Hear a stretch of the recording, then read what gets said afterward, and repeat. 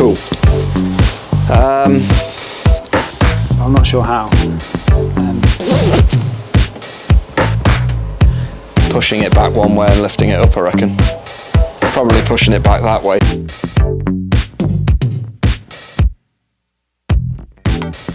Hello and welcome back to the channel. I'm Llewellyn. I'm Chris. And this is Chris's Project C5, which we've been working on for the past couple of episodes, doing upgraded heads and an upgraded cam.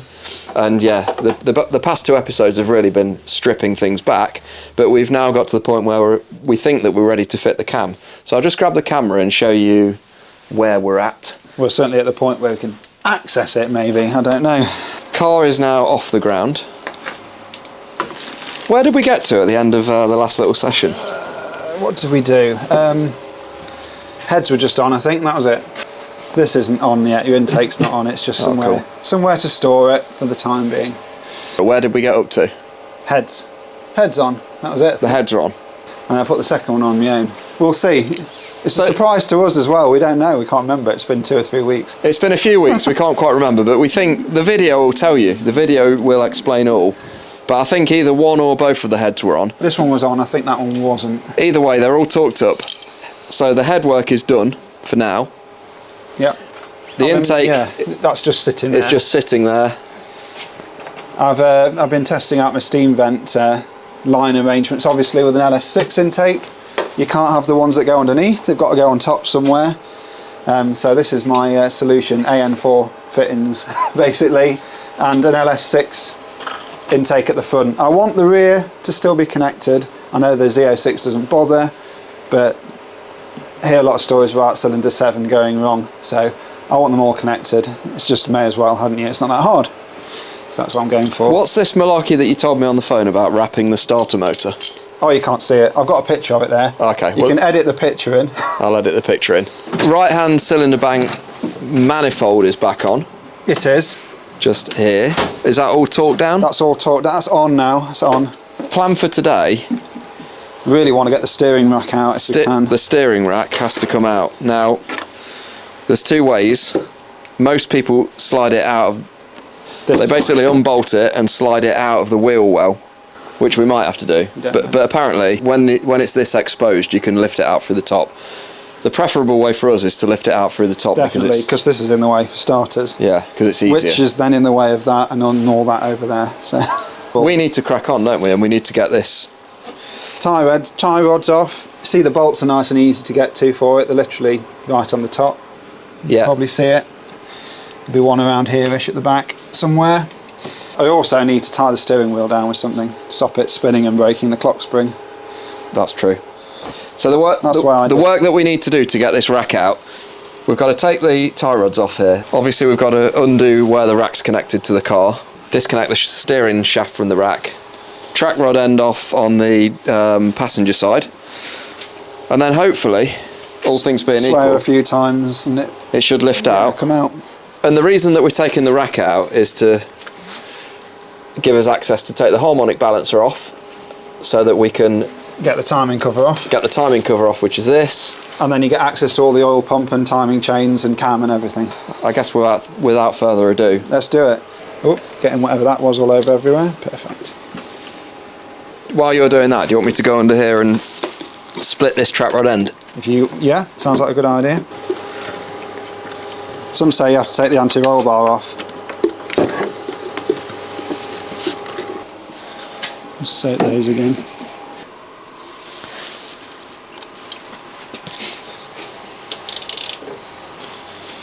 Oh, that's quite loose, that's quite good. Right.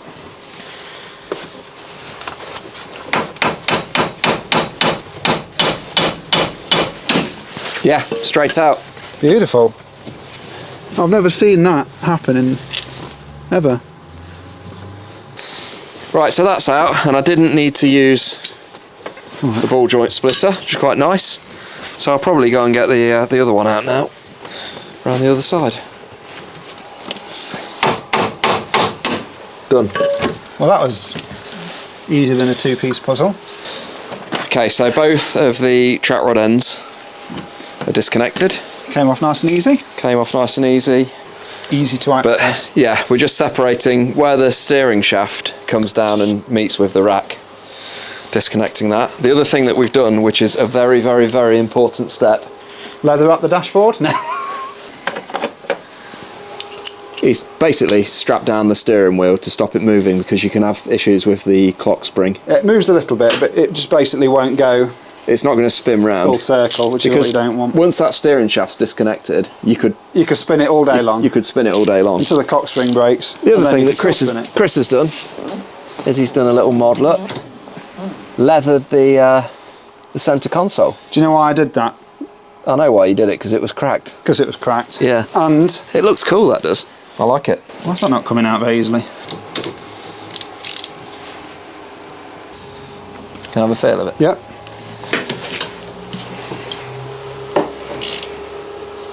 I think that's alright. You think? There's not a counter one on the bottom, is there?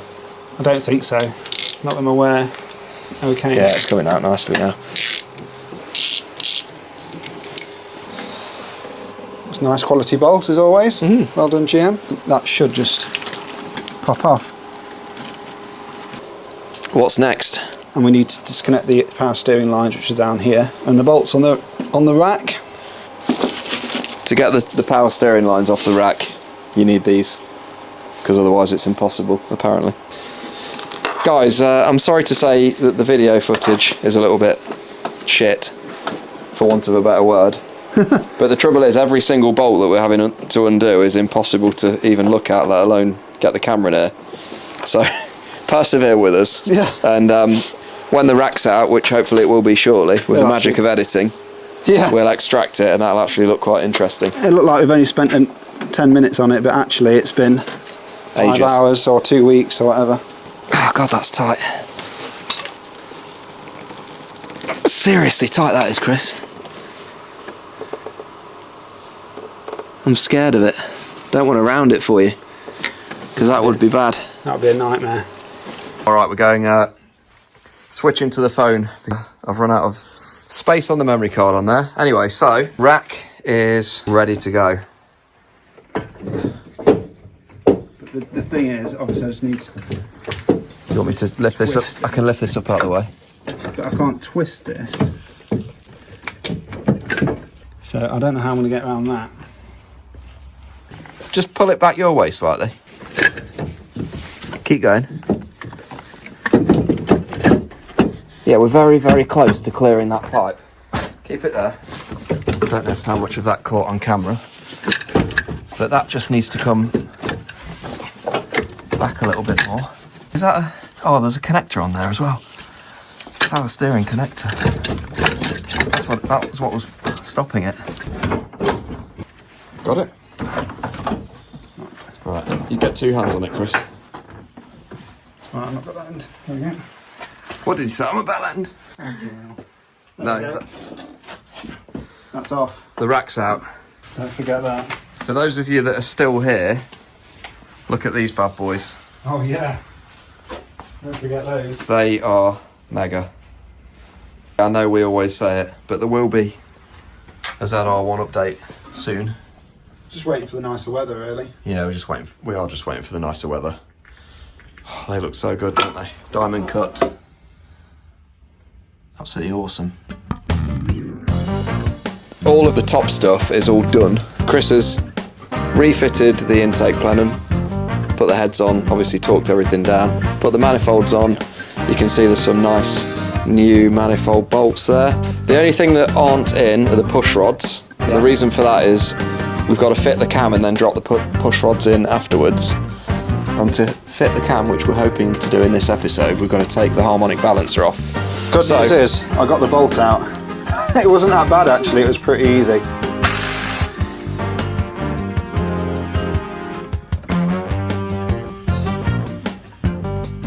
So the bolt is off, and now we've just got to use a cheap Chinese puller to try and get the harmonic balancer off. Yeah.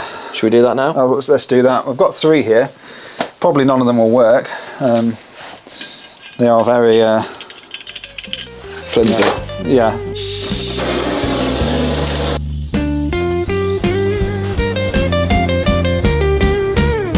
These clamps and pullers cause misery.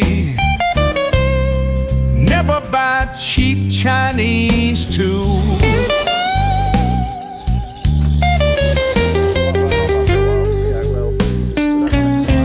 That pesky harmonic balancer.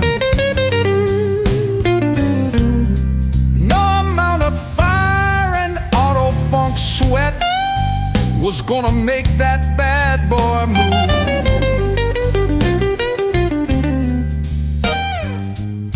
We're giving up on this for now. The little puller doesn't seem to want to work, and the big pullers, yeah, the cable ties look ridiculous, don't they? That's never going to work. Well, we're just They're trying with the limited resources that we've got. So we need a different puller. Basically, this is not coming off today. So for us, the fun ends here. But for you guys, in a few seconds' time, you'll see where we're at with it. Puller that's a little bit more specially designed for harmonic balancers from Amazon. I think unbelievably it was £8.80 or something ridiculous. Alright, my confidence level is not high that this is going to work. Let's see, I've got it all lined up. Is it going?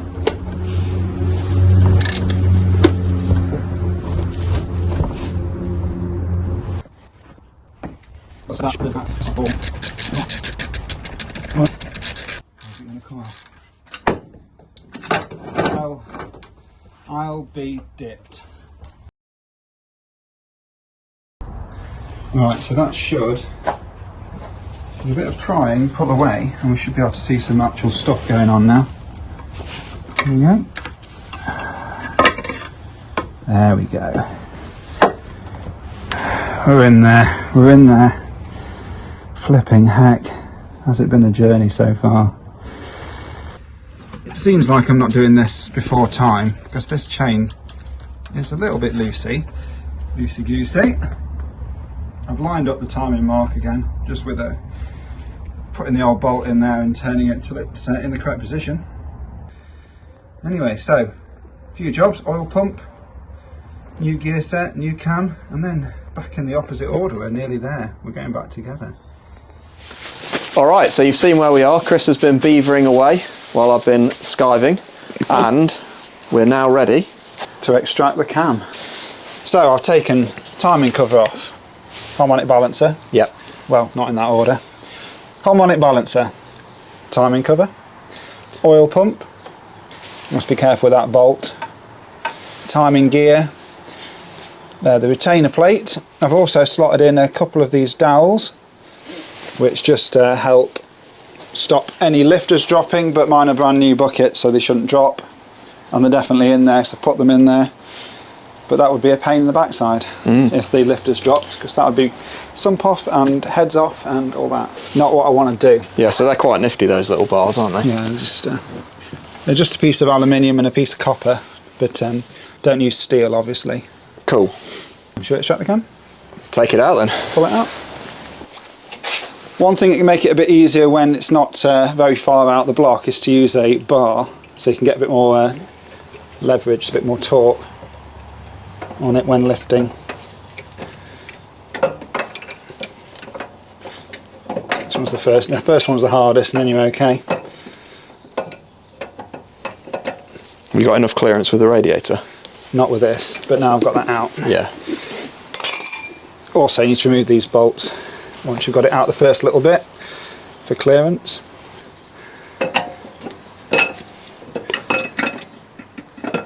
This always worries me a little bit because it feels like I'm being a bit abusive on the bearings. That's the last one. That's it. And it's not in terrible condition.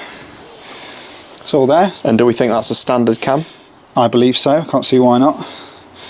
So I don't think this engine's really been torn into that much. And we've got a whole host of brand new parts ready to go on. Make a lamp out of that, couldn't I? You could make a lamp out of that. Sell it at an auto jumble. Yeah. Or they go mad for it, Chris. Alright, don't roll off. There we go. It'll sit there. So this is the old oil pump That's the old oil pump, timing gear. The old timing gear and chain. And retainer plate and all that stuff. So we've got new timing chain, new timing gear. It's an LS2 chain tensioner on an aftermarket bracket. Not supported by Melling or sponsored by Melling. I bought all this stuff. It's just what's available on Rock Auto. There's no particular love for Melling. It's just what I can get in the UK. And that's the oil pump. New oil pump. Everything that Chris has taken off the front of the engine, because it's quite an invasive process, we're going to just replace everything for new. And they're relatively inexpensive, aren't they? Yeah. If this was a Boxster, you'd be into probably 5 or 6 times the amount of cost for parts. Yeah, it would be quite scary on a Porsche engine, I think. So let's just do a quick comparison of the two cams then. That's what I was going to say. I want to measure my base circle and my lobe and see what difference it is. Go on then. Ready to do some measuring? Let's compare the cams. Let's see if they are different. Hopefully they are. So base circle is essentially, if this had no lobes, how big would the circle of the cam be? And you can measure that like that. And I've got 39.8 millimeters. The actual height of the lobe is 46.5. So 39.8. Yep. 46.5. Let's compare. 37.4 is my base circle instead of 39.8. Yeah. So it's a best part of 1.5 mil to 2.5 mil smaller. Yeah. And then my height of my lobe is 45.4. Basically, the base circle is 2 mil smaller and my lobe is 1 mil smaller. So I've essentially got 1 mil more lift. It's more complicated than that. There's ramps and all sorts of things they measure.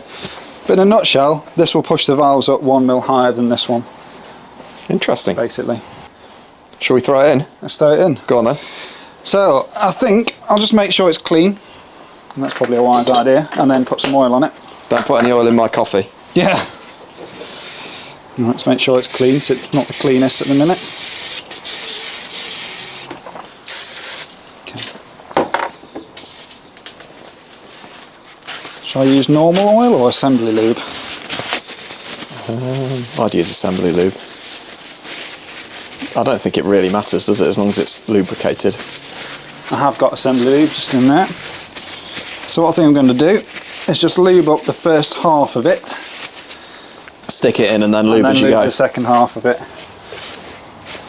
I'm told she needs plenty of lube. Rather than what, no lube and thumbing it in? Well, there's plenty of videos on the internet of people whacking them in with mallets, isn't there, and all sorts of things. Oh, never see that again. So it's alright, standing upright. This stuff is the stickiest stuff known to mankind.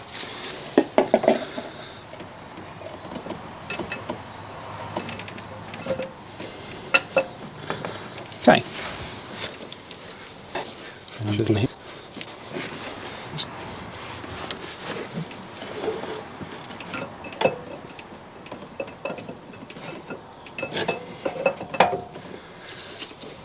See, it's quite therapeutic, isn't it? It is quite therapeutic, isn't it? I'm half tempted to do mine, but it's at the very end of a very, very, very long list of jobs to do. So I think I might be at the point where I need my tool. This is the stage where people struggle. Okay.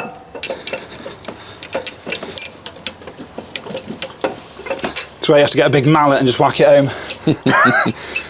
No, don't do that. It's a very bad idea. There we go. That's it. There we go. New can. It's in. Which means the build-up can start, can't it? This is always a nice bit of a job, actually, when you're thinking, I don't have to remove any more stuff. It's putting it back together time. I'm not sure if we said it previously in this or a previous video, but all of the top end stuff is done, everything's bolted down, torqued up and ready to go. So that's all been done pretty much off camera.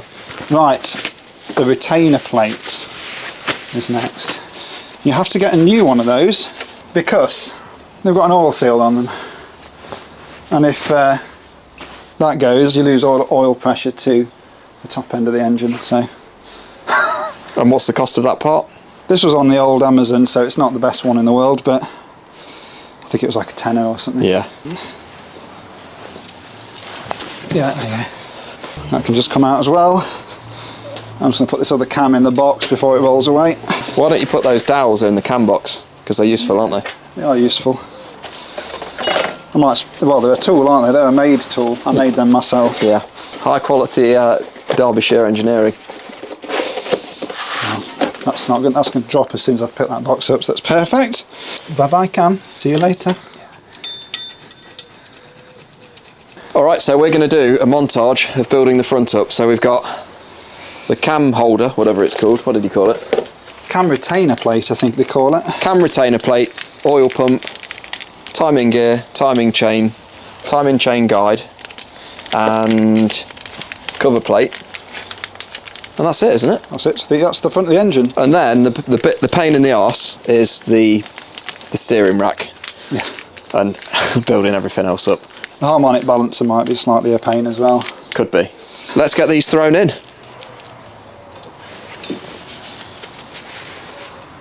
Drop that.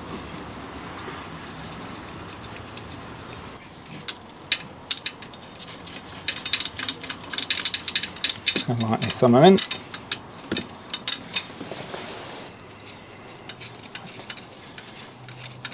I'm going to get my document, just to be on the safe side. Put that down there. Just to stop things falling in there. Just don't. Yeah, that's a good idea. Just in case my bit comes off. You know what I mean? Know what you mean? I mean.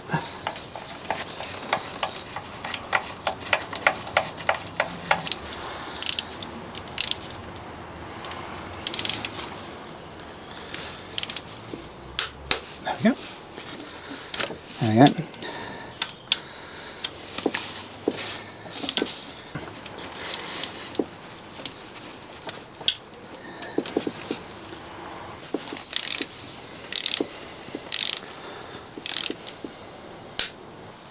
Down there. Okay, that's fine.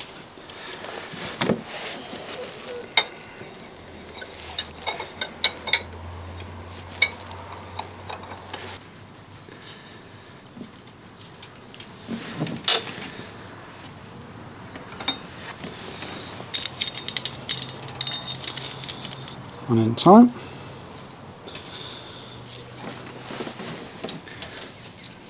Nope, say that. It's not in time. Yeah, we're just a little bit worried about this. But apparently it's normal. But apparently that's normal. We're timed up. We're definitely not a tooth out.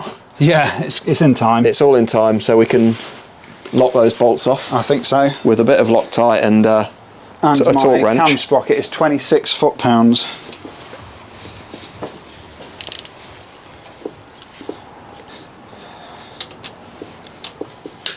Oh. Right. What we want to do is do a full rotation and make sure the timing mark's still aligned.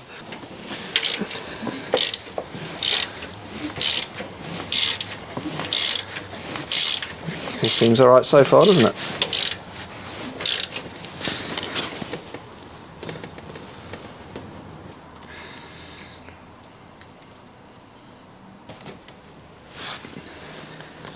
That's all good. That's completely timed. Perfect. Oil pump is next. So you're going old or new? I'm going new for oil pump, I think. Right. Let's go brand new. Right, I've never done this before. No, so it might be a bit interesting, but yeah, comes a little instruction. Thankfully, I don't have to use the French instructions. I've got English ones as well, because I don't know what oilering is. Whatever that says. I think it might be Spanish, actually, to be fair. It depends on what type of oil pickup feed you have to what oil ring. Right. Oil ring you use. Makes sense. I think I've got a flat one, but I'm going to confirm it with the verniers, because why not? So I reckon that's 22. That's also more or less 22. Yeah, that's a flat O-ring. Happy days. That means I need the black O-ring, and it looks like originally it just slips inside here. You've got to fill this with assembly lube as well, haven't you? I am going to fill this with assembly lube, so I'm going to put that in there. Looks like it. And if you choose by mistake the wrong one, then you basically have no oil pressure. You want to make sure you get the right one. This also needs to be centred on the crank. Yeah. And it kind of self-centres, provided that it's filled with oil. There's several school for thoughts on this. You could take this off and shim it with a long feeler gauge, or you can fill it full of oil, and that's what Melling recommend you do. That should help it sort of self-centre. It will shim it. The oil will shim it, the lube will shim it. Makes sense.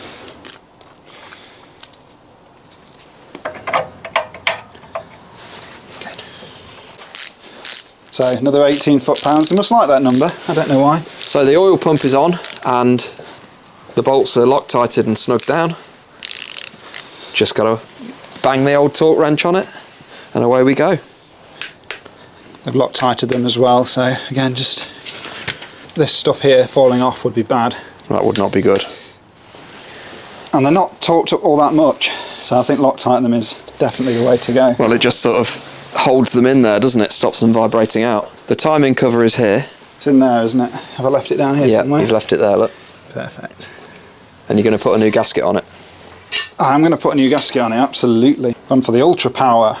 That's what you want, isn't it? So what gaskets do you get in there? You get the O-ring, the outer. You get the front crank seal, and there's no wonder there's oil all over the front of every single LS engine, because that the harmonic balancer sits in there and spins around. And just, yeah. So there's no wonder there's oil all over the front of every LS engine. I mean, that's not going to seal brilliantly, is it? No. These are for the water pump. I don't know what's behind it. Some other exciting gaskets. These O-rings I think are for oil pumps actually. Jolly good. But we've already done that, so that's fine. Different oil pump types, green, red and black. Well, we'll get those on, and when that's all ready to go, we'll bolt it onto the car.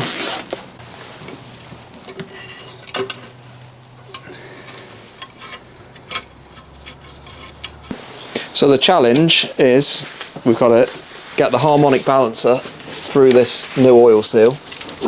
So we're leaving this loose so there's a bit of slop in it. So hopefully the balancer will seat it all nicely, and then we're going to torque it up afterwards, put all the bolts in. You can buy like a balancer tool, but they are spenny.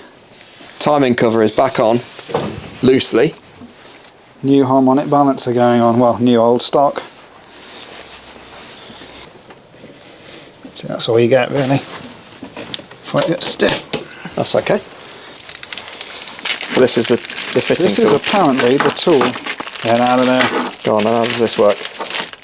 I think what you're supposed to do is thread that in, and then you've got loads of thread you can use to torque it down with. Will that eventually seat? No. I mean, yeah, I don't think it would, but it does.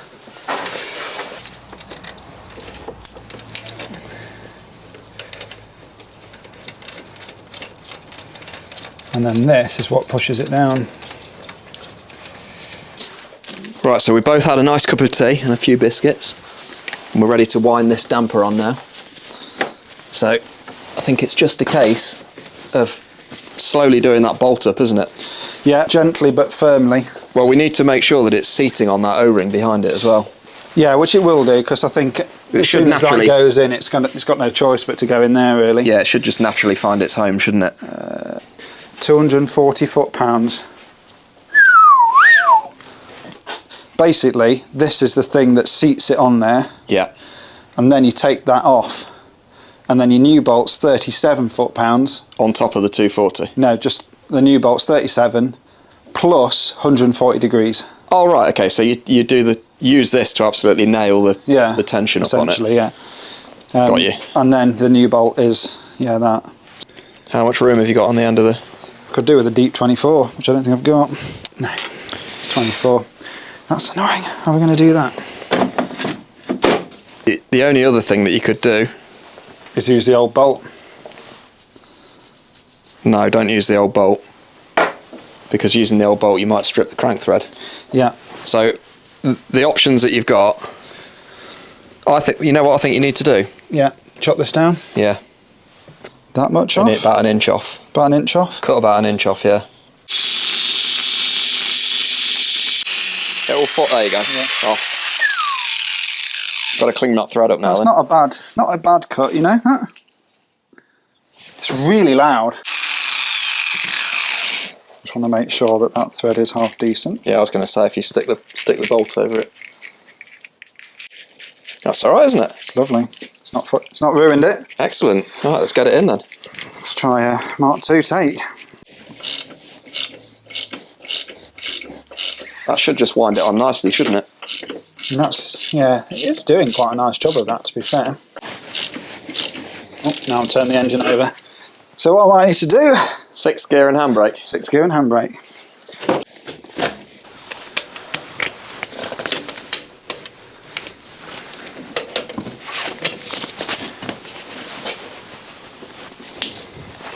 That's clicked it. That's clicked it. Okay. 240 foot-pounds is going to be no joke.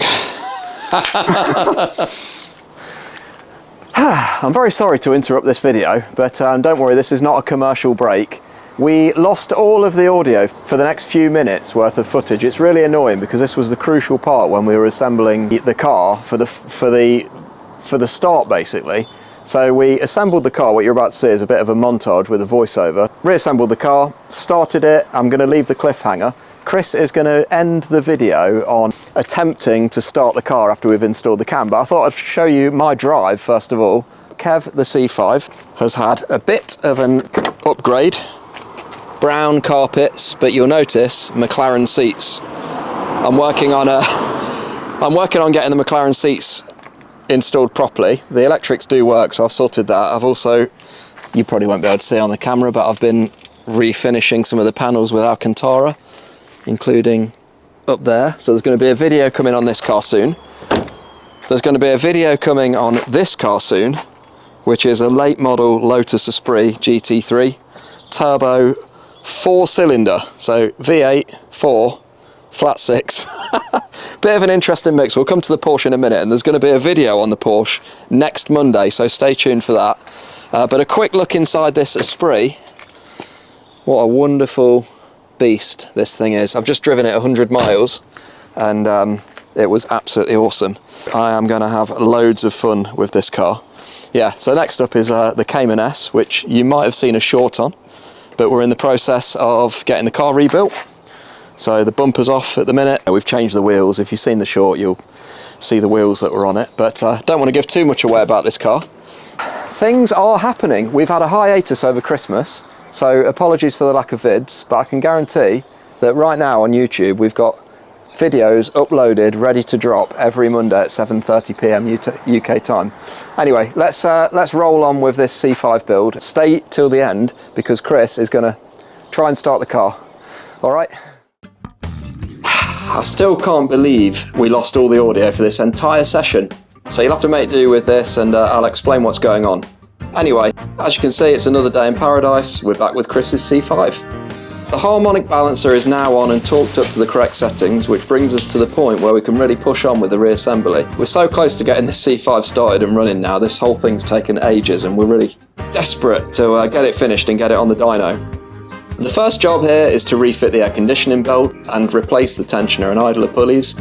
This was a bit of a pain, unfortunately, because the harmonic balancer is smaller than the original one. It's an uprated balancer. We don't have a belt that fits. Chris tried to calculate the size when ordering the replacement, but sadly it wasn't quite right, so the belt will have to go on another day. No aircon for Chris. The next little job was to replace the idler pulley for the main assembly belt. This was a Gates part which we think is OEM and fitted lovely. Great to have all of these new parts fitted while we're in there. Next is the water pump. To do this, we needed to transfer the thermostat and the accessory belt tensioner onto the new pump. The metal gaskets were slightly tricky to line up, but thankfully they weren't impossible, it just took a bit of fiddling. And to finish the water pump installation, we torqued up the bolts to the factory specs, which I think was 28 Newton meters, or 28 pound-feet. Right, this was a job that we were slightly dreading, dropping the radiator in. There's lots of things to go wrong here in terms of nipping pipes and snagging wires and things like that.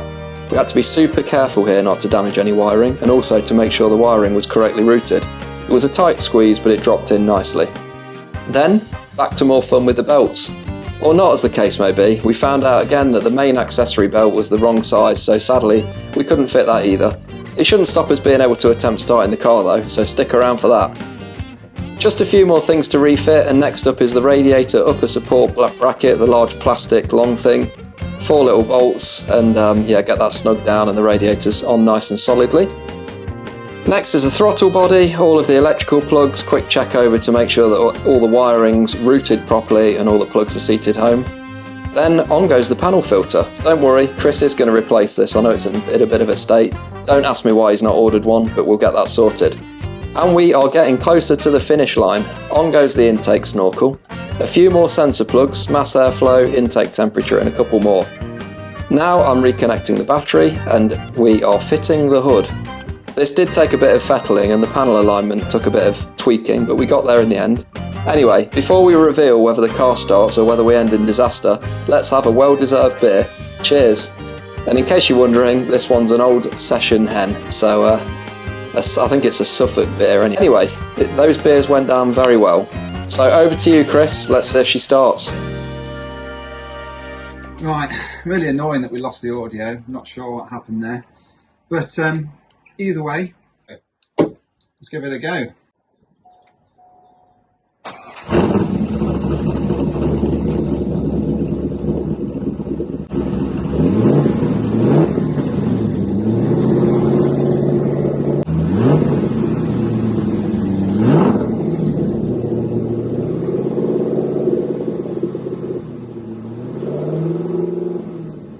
Right, so as you can hear, it does run. It's not absolutely perfectly smooth, but it runs okay to say it's got a cam in it. It's quite a mild cam, as I said before.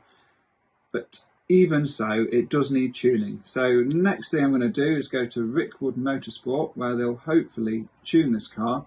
It's quite hard to find someone in the UK who will tune an LS. I've been ringing a lot of places. I think a lot of these tuning places only flash basically maps onto BMWs and Golf Rs, and they don't do much else. So finding someone who will actually tune a internally modified engine is quite hard in the UK. But hopefully they'll get it safe and running smoothly. And see you later. Thanks for watching, and we're about done on this now. Perfect. On to the ZR1.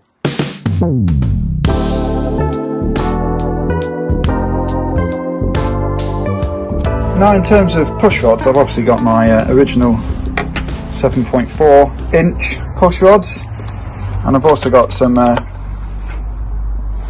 Thompson Motorsport 7.350. In reality, the factory push rods are slightly shorter than 7.4, and they're actually more like 7.3850 or something like that. You can see they're almost identical in length. My verniers don't go long enough for that, but you can see they're extremely similar in length. Now one would assume, having a cam with a smaller base circle, you will need a longer push rod, everything else being the same. But I'm quietly hopeful that a stock length push rod will be correct. And to explain why I think that might be the case, I've got this cutaway of a LS engine. Imagine I've sliced through the front of my engine, and here's cylinder 1, and I'm looking at the front of it. As we said with cams, what they usually do to make a cam have more lift is they often make the base circle smaller. Now obviously I've been fairly extreme with my differences here, but we can't measure 50,000 in cardboard, so let's pretend that the differences are much larger than they actually are, just for visual purposes. So there's my old cam, sat in the middle of the engine, as you'd expect. Here's my original 241 heads that have never been off the car. Here's my lifter, and here's push rod sticking through the head. I've marked in that push rod where it sticks out of the head just for visual purposes. Obviously in reality it doesn't stick out the top of the head, but just for this visual demonstration that works just fine. So I've come along. What I have done is I've changed the heads and the cam. The lifter is the same type and same size as original, and head gaskets are negligible really for what they're not. It's not a special head gasket, it's a factory type head gasket. So the new cam goes in, and what difference that would make on the old heads is it means the push rod will become too short. And that would mean it would not have enough length to contact the rocker properly and potentially not open the valve, rattle around, make all sorts of noises. But I've also changed the heads, haven't I? Now these heads, they came to me and they required some cleaning up on the bottom, so I've had them lightly milled. And these heads came from a race car, and that, you know, race cars usually have a built engine. So the odds are that someone's shaved a millimetre off it before in the past as well. So this is my demonstration, and it's just guessing really, that my 243 heads are slightly smaller than my 241 heads. So the push rod's been made shorter by the cam and made longer by the head. Maybe those two things coming together might be what makes it have the perfect push rod length. I don't know, let's find out. And by far the easiest way to do that is to rotate the engine until you feel one of the push rods start to lift. Obviously I've started at top dead centre, so as I've turned it, the intake has been the first one to lift. The exhaust will then be on base circle. So as the intake has started to lift, we know the exhaust is on the base circle on the cam. The next thing you do is get your rocker and you screw that in until you're at 0 lash. So what that means is there's no movement up and down, just side to side. So I'm not at 0 lash yet. That's about 0 lash. And that measurement is important because it's your starting point for your torque measurement. So anywhere between half a turn and 1.5 turns is described as being fine, as being safe. Just make sure that goes in. There we go. So 1.25 is ideal, and we set the torque wrench to 22 foot-pounds. So that's half a turn. That's 1 turn almost. And that's just over 1 turn, so turn and 1/8. So that's absolutely perfect push rod length. Repeat the same for the intake, so wait for the exhaust to start to lift, and then you know you're on the intake base circle, and you can measure that one. Then you can completely fill the rest with their rockers. You don't have to measure every single one unless you really want to, because with modern engineering that should be close enough. Hopefully, modern tolerances. You don't buy push rods of different lengths for every single cylinder usually. So let's make sure the intake is correct, and then I can just fill in the rest of them. Right, first crank.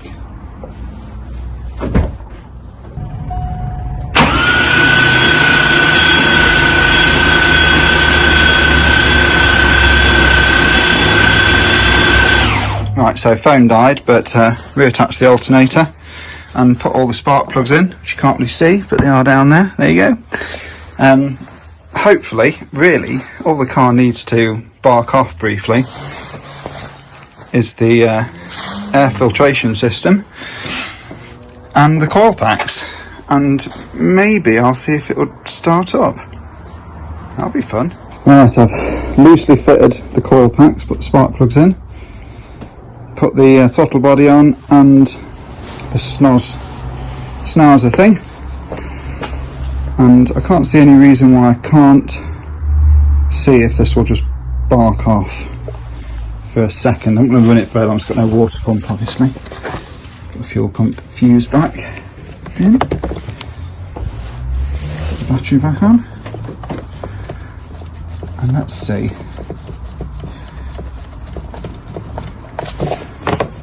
Let's start. Obviously I need to put the coil packs in, don't I? It's not going to work with that there, is it? Right there.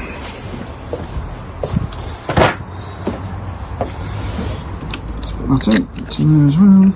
There we go. Let's see if it starts. There's just no way. We're filming.